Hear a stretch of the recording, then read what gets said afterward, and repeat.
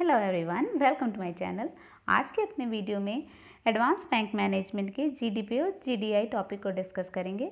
ये टॉपिक बहुत ही इम्पॉर्टेंट है और जनरली इससे एक या दो क्वेश्चन सीआईबी या जेआईबी एग्जामिनेशंस में पूछे जाते हैं। GDP stands for gross domestic product, इसी को हम जीडीआई भी बोलते हैं, gross domestic income. GDP is a total market value of all final goods and services produced within the national boundaries by using domestic resources during a given period, usually 1 year. GDP generally हम कहते हैं gross domestic product, मतलब कि हमारे country का जो भी gross domestic product है, नेशन ने क्या क्या चीज़ें कितनी कितनी प्रोड्यूस की हैं, मतलब जो भी सेक्टर्स से प्रोड्यूस हुए सभी सेक्टर्स से फाइनल गुड्स एंड सर्विसेज का प्रोडक्शन एक कंट्री में हमारे कंट्री के रिसोर्सेज के यूटिलाइजेशन के बाद और particular 1 year period of time में कितना प्रोड्यूस किया, उसी को हम कहते हैं जीडीपी। जीडीपी को जनरली हम कैलकुलेट करते हैं तो उसका फॉर्मूला है C + I + G + X - M। C stands for consumptions, I stands for gross investment, G investment government spending, government जो भी स्पेंड करती है, गवर्नमेंट जो भी खर्च करती है for the betterment of common people and for the betterment of the country, plus export minus import, मतलब कंट्री ने जितना भी एक्सपोर्ट किया है, किसी दूसरी कंट्री में सेल किया है गुड्स एंड सर्विसेज का, और जितना भी उसने रिसीव किया है, इन दोनों का डिफरेंस। GNP जीडीपी से ही डिराइव होता है। GNP means gross national product. हम डोमेस्टिक को नेशनल करते हैं, चूँकि डोमेस्टिक प्रोडक्ट में हम जनरली हमारे कंट्री में, हमारे कंट्री के गुड्स एंड सर्विसेज, या हम कह सकते हैं हमारे कंट्री के फैक्टर प्रोडक्शन का यूज़ करके जो भी प्रोडक्शन किया जाता है उसको हम जीडीपी में इंक्लूड करते हैं। वहीं अगर हम GNP, मतलब अगर हम ग्रॉस को या डोमेस्टिक को हम अगर नेशनल बनाना चाहें तो उसके लिए हमें GDP plus net income from abroad minus net outflow to foreign assets, जो भी हमको फॉरेन कंट्री से जो भी इनकम हुई है उसको भी इंक्लूड करेंगे। मतलब हमारे कंट्री के एसेट्स या हमारे कंट्री के factor of production, we can say people अगर बाहर जाके काम करते हैं तो उन्होंने जो भी अर्निंग की है दैट में इंक्लूड नेट इनकम और दैट में इंक्लूड इनकम फ्रॉम अब्रोड, तो उसको हम अगर ऐड कर देते हैं तो हमारा जीडीपी GNP में कन्वर्ट हो जाता है। वहीं अगर NNP की बात करें, नेट नेशनल प्रोडक्ट की, तो अगर हम GNP से अगर डेप्रिसिएशन, जितने भी हमारे कैपिटल गुड्स हैं उन पे अगर जो भी डेप्रिसिएशन हुआ उनको अगर हम माइनस करते हैं तो हमारा NNP निकल आता है। मतलब GDP is the base. GDP किसी भी कंट्री के इकोनॉमी को पूरा रिवेल करती है, इकोनॉमी को बताती है इकोनॉमी किस तरीके से किस डायरेक्शन में मूव कर रही है। अगर किसी भी कंट्री की लास्ट ईयर की GDP और करंट ईयर की GDP में कोई डिफरेंस आता है तो नेचुरली अगर लास्ट ईयर की जीडीपी कम है तो और करंट ईयर की ज़्यादा है तो इकोनॉमी ग्रो कर रही है, वेयरएज अगर लास्ट ईयर की जीडीपी ज़्यादा है और करंट ईयर की जीडीपी कम है तो वही हमारी इकोनॉमी स्लो डाउन में जा रही है। ये क्लियर कट इसके थ्रू हम आइडेंटिफाई कर सकते हैं इकोनॉमी किस डायरेक्शन में मूव कर रही है। और अगर हम जीडीपी को अगर फाइंड आउट कर लेते हैं, जीडीपी हम निकाल लेते हैं तो जीडीपी के थ्रू बहुत ईजिली हम GNP निकाल सकते हैं, मतलब ग्रॉस नेशनल प्रोडक्ट, और वहीं हम NNP नेट नेशनल प्रोडक्ट भी निकाल सकते हैं। GNP निकालने के लिए हमें सिर्फ जीडीपी में नेट इनकम फ्रॉम अब्रोड, जो भी हम हमारे कंट्री के फैक्टर प्रोडक्शन का बाहर में यूटिलाइजेशन करने से जो भी हमारे कंट्री को इनकम हुई है, हमारे कंट्री के लोगों को इनकम हुई है, उसको अगर हम ऐड करते हैं तो हमारा GNP निकल आता है। और वहीं अगर हम उसमें से डेप्रिसिएशन माइनस करते हैं तो वी विल गेट NNP, मतलब हम अपने कंट्री के नेट नेशनल प्रोडक्ट को भी फाइंड आउट कर सकते हैं। तो GDP is the base for all the thing. GDP का कैलकुलेशन किस तरह से किया जाता है? जीडीपी को जनरली हम तीन तरीके से कैलकुलेट कर सकते हैं। GDP is equal to total expenditure for all final goods and services produce within the country in the stipulated period of time. किसी भी कंट्री में जो भी गुड्स एंड सर्विसेज प्रोड्यूस हुए हैं उन सारे गुड्स एंड सर्विसेज का एक पर्टिकुलर ईयर, मतलब हम कह सकते हैं fix period of time, we can say 1 year normally होता है, 365 डेज का हम टेन्योर लेते हैं, तो उसमें टोटल जो भी एक्सपेंडिचर किया गया है फाइनल गुड्स एंड सर्विसेज को प्रोड्यूस करने में, मतलब जितना लैंड लगा है, जितना लेबर लगी है, जितना हमारा एंटरप्रेन्योरशिप लगा है, जितनी हमारी कैपिटल लगी, इन चारों चीज़ों को अगर हम कैलकुलेट करते हैं for producing any kind of final goods and services, तो उसे हम कहते हैं, उस तरीके से हम जीडीपी फाइंड आउट कर सकते हैं। GDP is equal to the total income received from factor of production. जैसे कि हम टोटल इनकम, जो भी हमारे फैक्टर ऑफ प्रोडक्शन था, लैंड से कितना इनकम अर्न हुई, लेबर से कितनी इनकम अर्न हुई, कैपिटल से कितनी इनकम अर्न हुई, एंड एंटरप्रेन्योर से कितनी इनकम हुई, अगर हम चारों की अलग अलग इनकम को भी फाइंड आउट कर लेते हैं तो उसके थ्रू भी हम जीडीपी कैलकुलेट कर सकते हैं। And the third method of calculating GDP is the total production, मतलब कितने हमारे गुड्स प्रोड्यूस हुए, किस तरीके के कितने फाइनल गुड्स प्रोड्यूस हुए, उन सारे फाइनल प्रोडक्शन को भी अगर हम टोटल एड ऑन कर ले, then we can also find out the GDP of any country. मतलब जनरली जीडीपी को कैलकुलेट करने के 3 मेथड्स होते हैं। We will discuss all this methods in a explanatory manner. First of all we will discuss expenditure method. ये ज़्यादातर use किया जाता है। एक्सपेंडिचर मतलब कितना फैक्टर ऑफ प्रोडक्शन किसी भी कंट्री में फाइनल गुड्स एंड सर्विसेज को प्रोड्यूस करने में किया गया, उसे ही हम कहते हैं जीडीपी बाय एक्सपेंडिचर मेथड। इसका फॉर्मूला है GDP equal to C plus I plus G plus X minus M. C stands for consumptions, मतलब कितना भी किसी भी कंट्री में कितना कंज्यूम किया गया, कितना कंजम्पशंस हुआ, कितना किसी भी particular fix period of time में कितना कस्टमर ने, कितना कंज्यूमर ने कंज्यूम किया। Second one is gross investment, कितना उस कंट्री में ग्रॉस इन्वेस्टमेंट हुआ उस पर्टिकुलर पीरियड ऑफ टाइम में, प्लस कितना गवर्नमेंट ने स्पेंड किया, प्लस जो भी एक्सपोर्ट हुआ माइनस इम्पोर्ट। एक्सपोर्ट इम्पोर्ट का जो डिफरेंस होगा वो, इन सारी चीज़ों को हम अगर ऐड कर लेंगे that we can find out the GDP by expenditure method. Expenditure method के थ्रू हम इस तरीके से फाइंड आउट कर सकते हैं। वहीं जीडीपी अगर हम इनकम अप्रोच से फाइंड आउट करें तो income approach start with the income earn from production of goods and services. Calculate income from each of these factor of production which includes wages got from labor। Labours को generally wages मिलता है, तो कितना किसी भी country में labour को wages मिला, कितना रेंट आया लैंड पे, कितना रिटर्न मिला, capital in the form of interest, and business को जो भी प्रॉफिट हुआ उसको हम इंक्लूड कर लेंगे as a income of capital.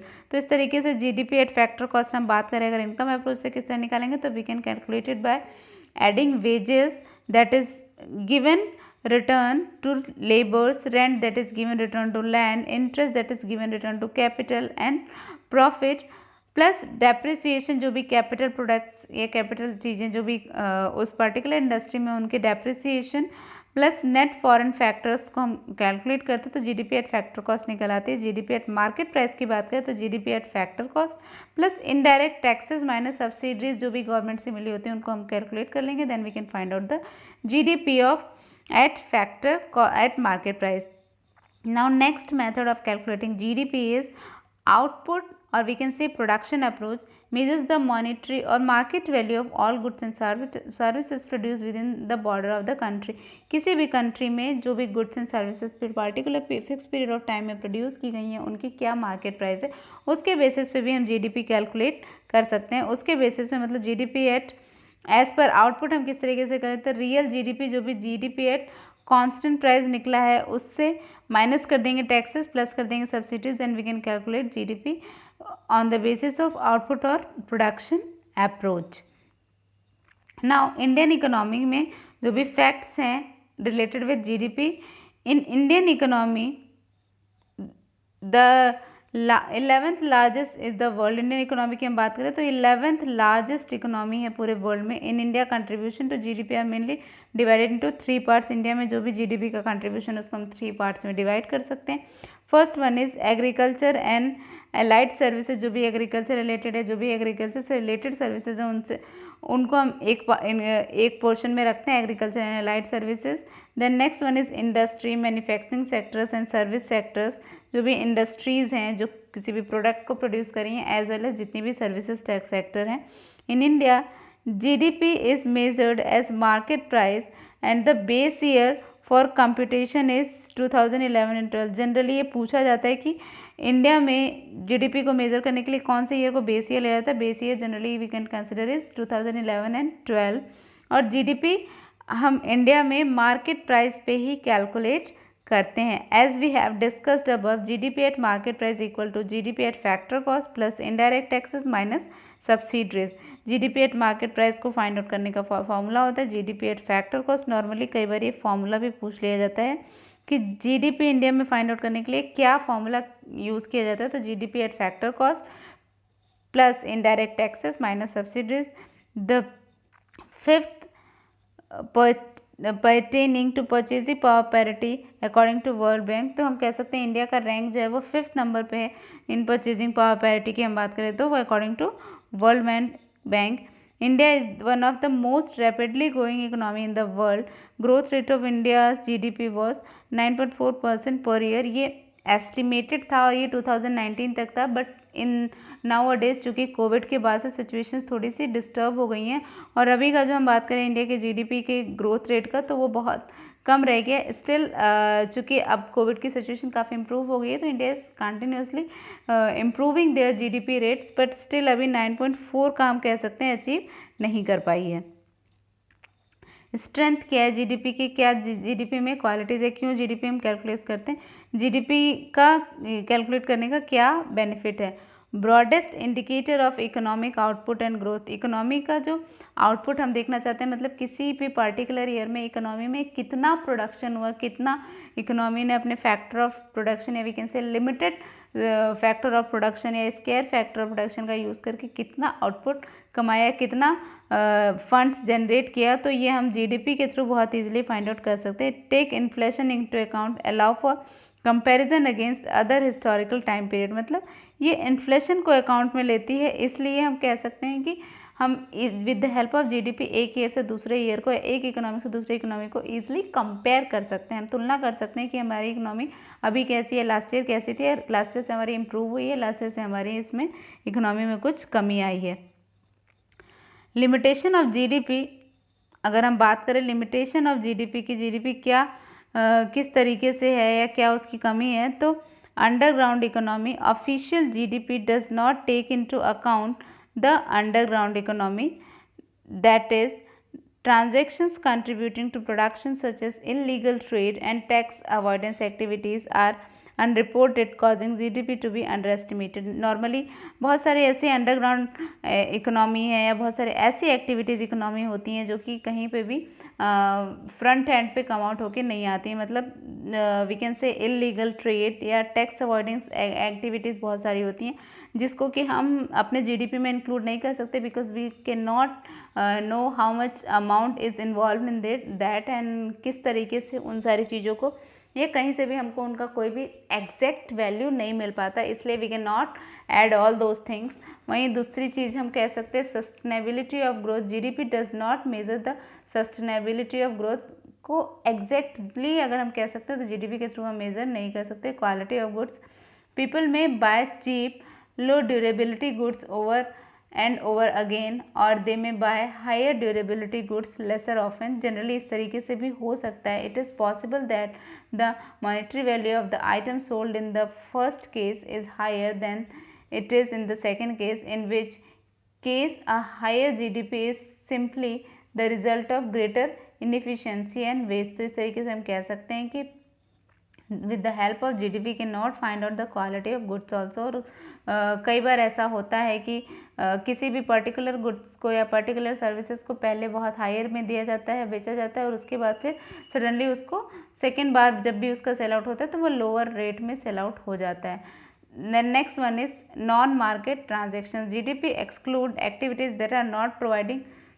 through the market such as household productions, voluntary or unpaid services। As a result, GDP is understand unpaid work conducted on free or open sources। बहुत सारी ऐसी चीज़ें होती हैं जो कि लोग अपनी इच्छा से करते हैं, फ्री ऑफ कॉस्ट करते हैं, विदाउट किसी पैसे के करते हैं, वॉलंटरी बेसिस पे करते हैं, तो उसको हम जीडीपी में इंक्लूड नहीं कर सकते हैं। वो भी हमारे कंट्री में हो रहा है, हमारे कंट्री के रिसोर्सेज का यूटिलाइजेशन करके हो रहा है और हमारे कंट्री में एक्चुअल में पीपल को सेटिस्फेक्शन मिल रहा है, पीपल को सर्विसेज मिल रही हैं, बट उनको हम चूँकि बिना किसी मॉनेटरी बेनिफिट के वो काम करें इसलिए हम उनको जीडीपी में इंक्लूड नहीं कर सकते।